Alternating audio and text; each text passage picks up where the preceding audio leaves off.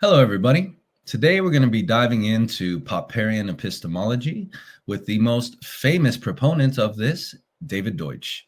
So Popperians are infamous, I could say, for not really defining things, being kind of adverse to definitions, and not talking about things that are true or false, and avoiding any sort of axiom due to the fact that we are fallible.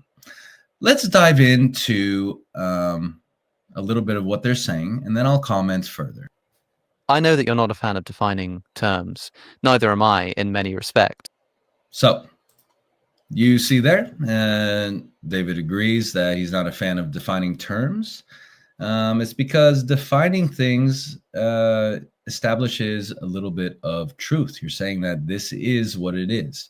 The axiom of all axioms that Aristotle built his whole logical system on is A is A. And Aristotle didn't say that. He said it in a much more profound way. He said, a thing is itself. But Popperians, including David Deutsch, would say that we can't know this because we are fallible. Well, their whole epistemology relies on deduction, and deduction is built on the law of identity, which is A, which is identifying things, and it's the law of non-contradiction, also known as. So it's kind of weird to start this way and not be able to define anything or be allergic to it a bit. It's a little bit odd to me. Okay, I just wanted to establish that. So let's move now to a different clip, and we will see how they do.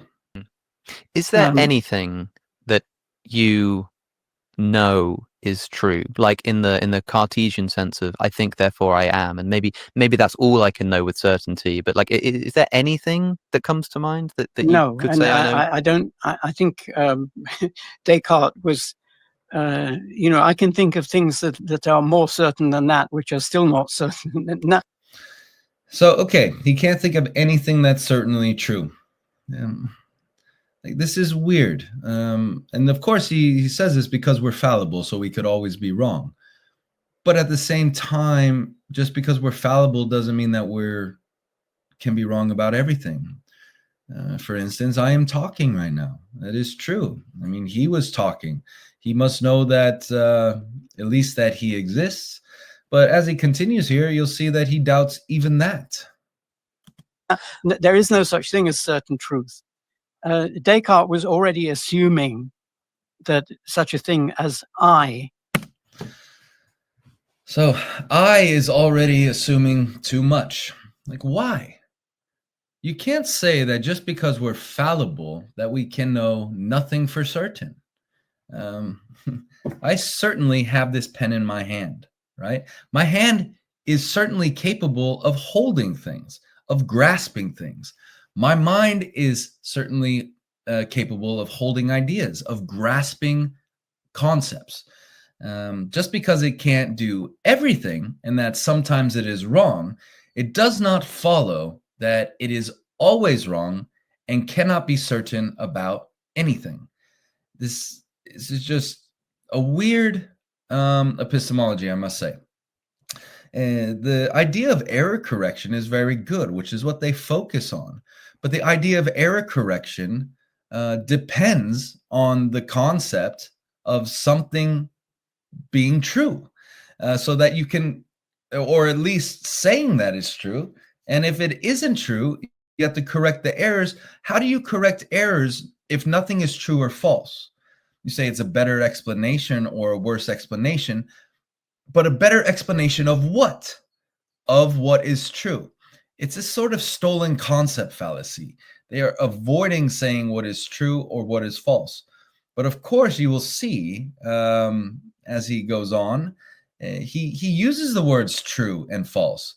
But if you press him on this, he'll say, well, I don't really mean it's true or false. I just mean it's a strong explanation or a weak explanation.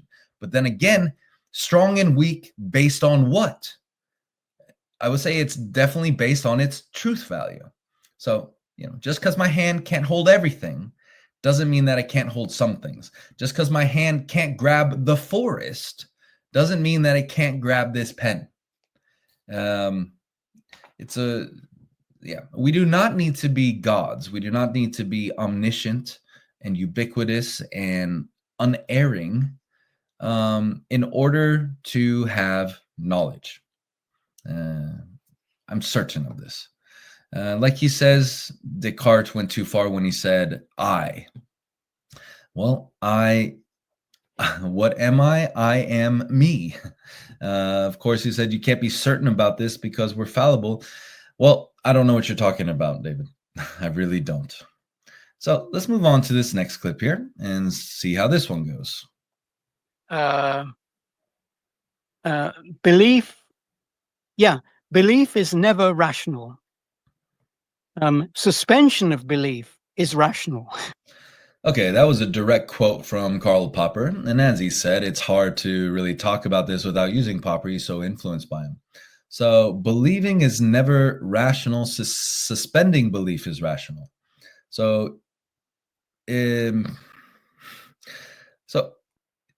But the problem is when he says that's a negative is rational.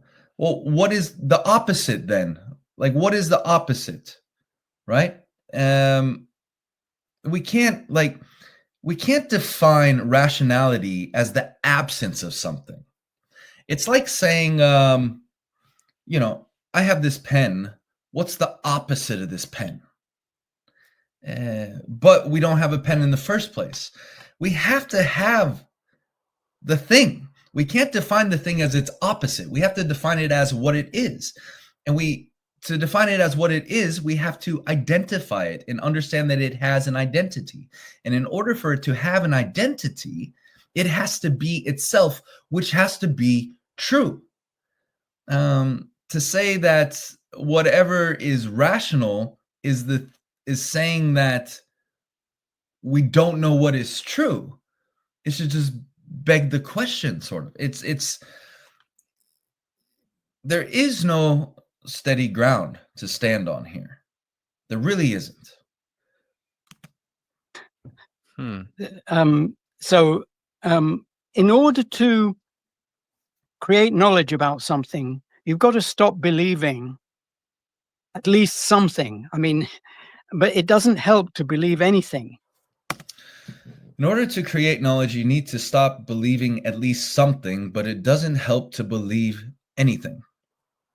This reminds me of Vladimir Arnold. He was a mathematician, died not so long ago, an amazing mathematician, and he put forward a bunch of problems that he said 5 and 10-year-olds solve without problem, and the more educated you get, the more difficulty you have in solving these problems that rely on common sense. And the reason is common sense is forgotten once you move up, and then you now have layers of sort of specialized equations or theories or something else, and you lose touch with reality. That's what I think Popperians have done here. If you're unable to say I exist, then you're unable to say anything. But of course, they do have a lot to say and to offer, and they say, well, it's just by criticizing things. Criticizing what if you can't say that they exist? Of course, you're criticizing things that exist. It's a weird circle, and I can't get around it. David Deutsch is a brilliant mind, much more brilliant than myself, and probably 99.99% of people living. But the credit he gives to his epistemology is undue. Let's go on. Once, at least when Aristotle formalized logic, but probably even before that. Okay, so he understands that Aristotle formalized logic, which is just a historical fact, which is true. See, I don't understand how he would get around this. If he says that Aristotle did this, I mean, you could always argue, oh, we're fallible and we could be wrong, so we shouldn't believe it as true. But of course, you are building your argument off of this. And Popperians use deduction, which is specifically created by Aristotle. And David Deutsch acknowledges this, but he must acknowledge it as true. It's weird to just ignore it. Let's continue a little bit. People saw this deduction going on, and you could have a definition of prime numbers, and then you could prove something you didn't know before just by applying this method, deduction. And so you start with the thing that you know, you apply a method, and you end up with the thing you didn't know, and it's just as secure as the thing you started with.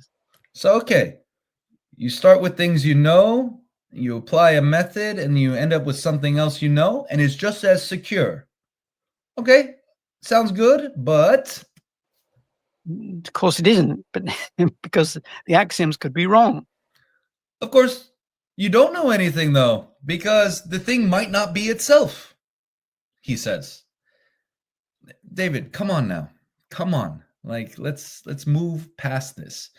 All right, so getting back to more general things. So they believe in deduction, but they don't believe in induction. And what is deduction? Deduction is from the general to the particular. And what is induction? It is from the particular to the general. They do not believe in building up knowledge because it can always be false. Again, just because things can be wrong doesn't mean that they are wrong. Just because we don't have perfect knowledge doesn't mean that we don't have some knowledge. And when I mean knowledge, I mean not just explanatory power, but I mean facts about reality. Facts about reality are true. I am talking right now to you. You are listening to me right now. There's just so many things that we can list as true. And just because I'm not completely infallible does not mean that I cannot talk about some things being true. Some of you might know about Nietzsche and his rejection of both causality and morality. He went beyond good and evil. Well, I think that Popperians and David Deutsch is doing the same thing of sort of beyond truth and falsehood. Instead, just because there are problems with these ideas, instead of doing our best to solve the problems and make claims about what is true, just sort of ignore the problem. The same way Nietzsche just ignored morality. He said, oh, we're going beyond good and evil. It has nothing to do with anything anymore. And causality is the crudest of all fictions, he says. Well, essentially, David Deutsch is saying that belief is the crudest of all irrationalities. And the only thing that is rational is to reject anything as being certain. So it is just sort of a Nietzschean rejection, but instead of morality, he's just concerned with epistemology. So it is a sort of Nietzschean rejection of the concept of truth, which we should not get away from. Things are true and false, and we might be wrong about it, but we might be right about it too, just because... there are certain things that are 100% true. I am living, I am talking, I am Dylan. There's a bunch of things that I might be wrong about. Like, for instance, I might be wrong about, I'm not wrong about a thing being itself, because that is just the idea that things have identity. If we don't think a thing has an identity, that it isn't what it is, I mean, that's just, we can't do anything. And we definitely can't do any sort of logic, which the Popperian epistemology depends on. It depends on deduction, which depends on the law of identity. So, don't just stick your head in the sand and run away and say, oh, we'll just ignore it because we might be wrong. We have to be able to at least take a risk and perhaps be wrong in the pursuit of truth. So this was me actually thinking today. I know it was a messy one. If you think I was thinking badly, let me know. Otherwise, I'll just see you next time. Have a good one.